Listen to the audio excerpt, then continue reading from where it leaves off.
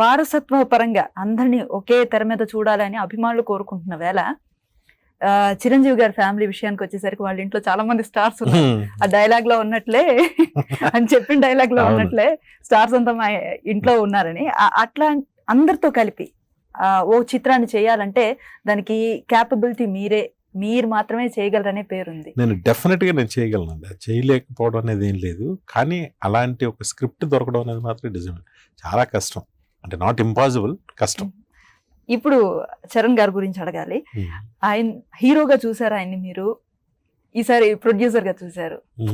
ఏ పాత్రను ఆయన బాగా పోషించారని మీరు అనుకుంటున్నారు? హీరోగా చేసినప్పుడు హీరో పాత్ర బాగా పోషించాడు అనిపించింది. ప్రొడ్యూసర్గా చేసినప్పుడు ద బెస్ట్గా, అంటే తన బేసిక్ తన లైఫ్ స్టైల్ బెస్ట్గా ఉండాలనుకుంటాడు ఏదైనా. Very very good human being అండి. సినిమాకి సంబంధించిన, అంటే ఈ మా సినిమా అంతా తనేమి ప్రొడ్యూసర్లా రోజు వచ్చి లెక్కలు చూసి అలాంటి ప్రొడ్యూసర్ కాదు. ఓకే, తను ఏంటంటే ఒక ఫస్ట్ ఓకే ఇది చేస్తున్నాం అది ఇది అని చెప్పేసి వాకాడ అప్పారావు గారిని అక్కడ పెట్టి ఏ డెసిషన్ అయినా అప్పారావు మీరు చేసేసుకెళ్ళి అని చెప్పి తన కన్సర్న్ సేపు వాళ్ళ నాన్నగారు అంతే. ఎప్పుడైనా నాకు ఫోన్ చేసిన బాబాయ్ డాడీ హ్యాపీగా ఉన్నారు కదా ఇంతే. ఫస్ట్ వెరీ మంచి హ్యూమన్ బీయింగ్ తను. సో ఇప్పుడు వరకు మీ గురించి మాట్లాడిన గెస్టులను చూసాం మనం, ఇప్పుడు మాత్రం కొంచెం ప్రత్యేకంగా ఉంటుందని కొన్ని పిక్స్ కలెక్ట్ చేసాం, అది చూద్దాం. మీరే చెప్పాలి. ఇది నిడదవోలు బ్రిడ్జ్, మా అన్నయ్య వీరస్వామిని, తన పెళ్లి జరుగుతుంది అక్కడ, ఇటువైపు గుడి ఉంటుంది అనమాట. అప్పుడు తీసిన స్టిల్ ఇది. బాగున్నారు, మీరు బాగున్నారు, అనంత గారు కూడా బాగున్నారు. అనంత లక్ష్మి సత్యవతి తన పేరు, పెద్ద పేరు. ఇది ఎప్పుడండి లారెన్స్ గారు ఏదో గైడ్ చేస్తున్నారు? ఇది సకుటుంబ సపరివార సమేతనే ఒక సినిమా షూటింగ్. నేను ఆ సినిమా కో డైరెక్టర్ని. లారెన్స్ గారు అప్పుడు సాంగ్ చేస్తారండి, శ్రీకాంత్ హీరో. చించేశారు. ఇది బద్రీనాథ్ అప్పుడు అనుకుంటారా? మీకు కూడా గుర్తులేదా? అంటే సరే గుర్తులేదు, పాత కరెక్ట్గా గుర్తున్నాయి. మొత్తంగా మా స్టూడియోకి వచ్చారు, 150 మూవీ విజయోత్సవంలో చాలా ఛానల్స్కి వెళ్ళారు, చాలా మందితో మాట్లాడారు. ఈ ఎక్స్పీరియన్స్ డెఫినెట్ గా మీకు లైఫ్ లో ఒక డెఫినెట్ గా, అంటే నేను సాగర్ గారు, మెహర్ గాని, అనిల్ రావుపూడి కానీ, బాబీ కానీ, పిక్స్ కానీ, ఇవన్నీ నాకు అసలు నా మైండ్లో లేనే లేవు. నాకు తెలియదు, నాకు నిజంగా సర్ప్రైజ్డ్ ఓహో అని. సో వాళ్ళందరూ మాట్లాడటం ఒక ఎత్తు, మీరు మాట్లాడుతుంటే వినడం మాకు మరో ఎత్తు.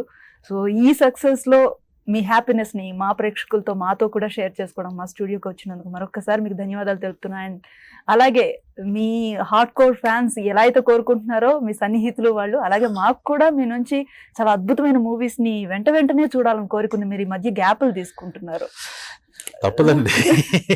కథలు గిదలు ఇవన్నీ ఎంతో కేర్ తీసుకుంటేనే బోర్లా పడుతున్నాం. గురువుగా వినాయక్ గారు ఎవరిని ఆరాధిస్తారు? మా సాగర్ గారు. ఎందుకంటే ఆయన ఒక సన్ లాగా నన్ను ట్రీట్ చేశారు. ఓకే, మీరు ఆ మాట అన్నారు కాబట్టి ఆయన ఏమన్నారు ఒకసారి విందాం. వినయ్, నేను సార్ ఏం లేదు, రాగు చాలా పెద్ద హిట్ ఇచ్చాము.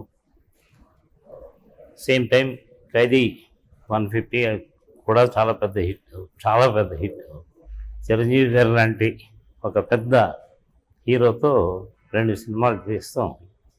I feel very proud. And నీతో చేసినంతకాలం యాజ్ ఏ డైరెక్టర్గా నేను చాలా బర్డన్ తగ్గించుకునేవాడిని. ఎందుకంటే ఆల్మోస్ట్ వాళ్ళు నా స్క్రిప్ట్స్ మంచి చెడు అన్నీ మీరే చేసి చూసుకునేవారు. ఇలాగే ఇంకా నువ్వు చేయవలసిన హీరోస్ మహేష్ బాబు ఇంకా ఉన్నారు, వాళ్ళతో డెఫినెట్గా చాలా పెద్ద సినిమా, అంటే సంథింగ్ లైక్ హిస్టారికల్గా సమ్ రాజరాజ చోళ ఇలాంటి కథ ఒక మెగా సినిమా చేస్తామని ఆశిస్తున్నా, చేయాలని కోరుకుంటున్నా. Thank you. చాలా పెద్ద బర్డెన్ మీ మీద పెట్టారు, మరి మేము ఎప్పుడు చూడొచ్చు అట్లాంటి జోనర్ మీరు తీయటాన్ని? అది చాలా కష్టమైందండి. దానికి చాలా పెద్ద గుండె చాలా ఇదిగా ఉండాలి. ఏమో ఏమో నాకు తెలుసా నేను ఇవన్నీ చేయగలుగుతానని నేను ఊహించాను అసలు. దేవుడు తెలియదు నాకు. బాగా కష్ట సుఖాలన్నీ తెలిసిన మనిషిగా ఆ, మిమ్మల్ని మాట అడగాలి. సక్సెస్కి ఫెయిల్యూర్కి మీరు ఇచ్చే నిర్వచనం ఏంటి? సక్సెస్ చాలా హ్యాపీగా అంటే ఒక మనిషి తాలూకు సుఖాన్ని సంతోషాన్ని 10 మంది పంచుకోగలరు. ఒక మనిషి తాలూకు కష్టాన్ని మాత్రం అతనే అనుభవించాలి. అంతే, ఇంకంతకన్నా ఏం లేదు. బా లోతైన మాటను చాలా సింపుల్ గా చెప్పేశారు మీరు. చాలా పెద్ద బర్డెన్ మీ మీద పెట్టారు. మరి మేము ఎప్పుడు చూడొచ్చు అట్లాంటి జోనర్ మీరు తీయటాన్ని? అది చాలా కష్టమైందండి. దానికి చాలా పెద్ద గుండె చాలా ఇదిగా ఉండాలి. ఏమో ఏమో నాకు తెలుసా నేను ఇవన్నీ చేయగలుగుతానని నేను ఊహించాను అసలు. దేవుడు తెలియదు నాకు. బాగా కష్ట సుఖాలన్నీ తెలిసిన మనిషిగా ఆ, మిమ్మల్ని మాట అడగాలి. సక్సెస్కి ఫెయిల్యూర్కి మీరు ఇచ్చే నిర్వచనం ఏంటి? సక్సెస్ చాలా హ్యాపీగా అంటే ఒక మనిషి తాలూకు సుఖాన్ని సంతోషాన్ని 10 మంది పంచుకోగలరు. ఒక మనిషి తాలూకు కష్టాన్ని మాత్రం అతనే అనుభవించాలి. అంతే, ఇంకంతకన్నా ఏం లేదు. బా లోతైన మాటను చాలా సింపుల్ గా చెప్పేశారు మీరు. పేదవాడి పక్షాన నిలబడతాం, ప్రజా గొంతుకై నినదిస్తాం. వాయిస్ ఆఫ్ వాయిస్లెస్, తెలుగువారి మనస్సాక్షి, సాక్షి టీవీ. సాక్షి టీవీ ప్రసారాల కోసం మీ స్థానిక కేబుల్ ఆపరేటర్ని వెంటనే సంప్రదించండి.